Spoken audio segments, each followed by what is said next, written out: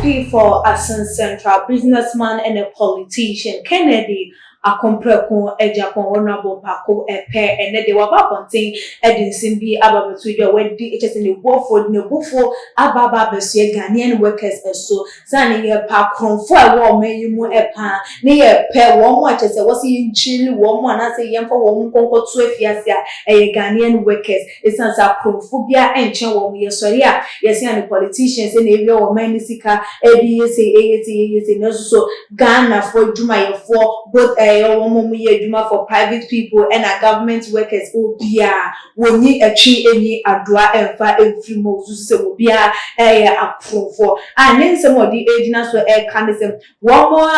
employers no one more effort and that's one we ye sika and I know obi and the penny di action and say oh jifa di juma na say no wo mabia no wo ankasa ade aye wo mu eye ene de ekeka ehum na wo kan nsem we ye na no wu kwada no bra na che say wo chichire ye nsem emu no na wo twemu esem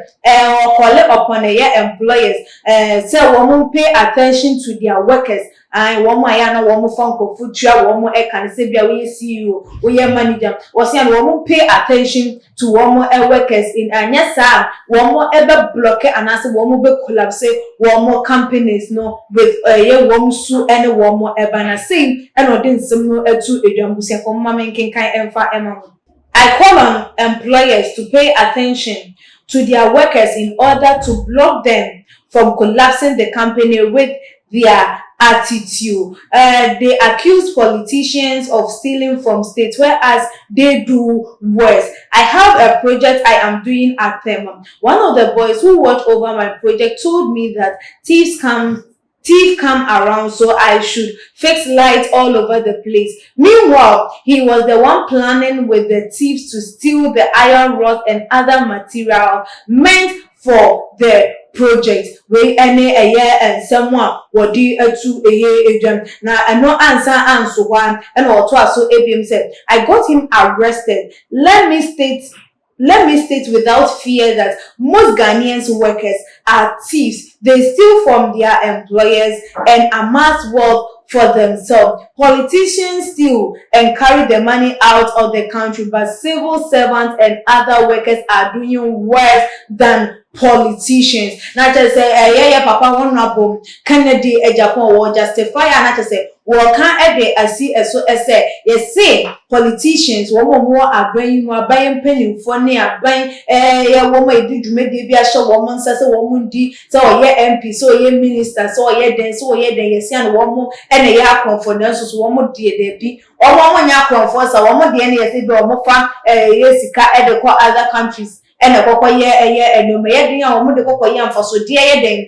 as in statements in the warfare actually anonym as I just one more time Sicano every free aqua among what was so echo ye bibia and for swan a bank also one woman and for swan so ever at the Emma or minor baby so at so abba now so a band of civil servants and I say one more a year a Juma a day Emma and conformation for I say a day a Jumana Panda or me a from now original so such as a project being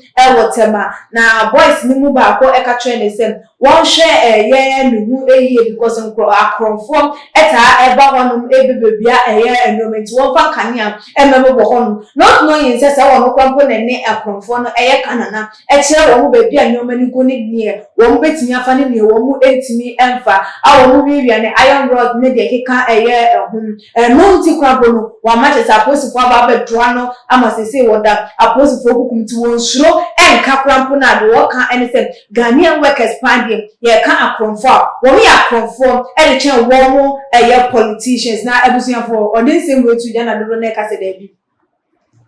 Krono ne de ewo bebia wo bia bi wo bia ye obi abokrono na so politicians for akron for anase krono wo mo ebo ede aya na ebre wo man no enfuntuo ne wo man no kan ko ase na enam say do not say because of say the worker no dinti obi anom so no hu ne say we MP sika we nya ne nyafu we nya no funyam na je say wo de nyoma nto no susu nya bi no no susu de ni de ya ye san so hu ne say ya aban sika odi du djuma nti say o wie de fi aban resources mu anka no de funso bi ni wo san say ni pe eboko me bi o tua tax otua de keka eho enti se wo gina krono obi abono so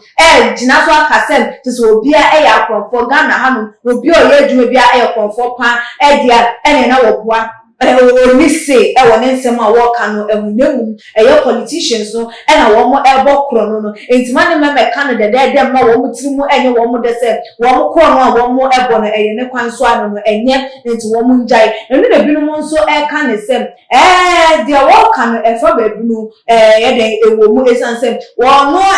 MP na se minister ya yinom na ye bi sika hye nsa na ye di dwumedi bi hye nsa no wo wie sika no odo so odidi ye ni de eyi na so wodi bi e dia no emfaso dia so ba e de ma afofo ma wotimi employ enkofo ebi na ya so ye wo obi adwuma e de wo wi a ono nko ane de woni na buhye ono nko a emfaso no entre emfa enko obi enchen na obi so enye binti de all kan de woni no agi abusiafo say ensem a wona abodi abeto abonti de na so wo eka efam wususu se ampa say Ghana for team for ne akonfo de chen politicians ayeyi wo mo wo meyi emu ana assessing for the nche no ebetuja ewutumaji ejo comment section ebi mu so like videos na share all the social media platform so ekiskapa ND desene ebesan edi ehia ebi maka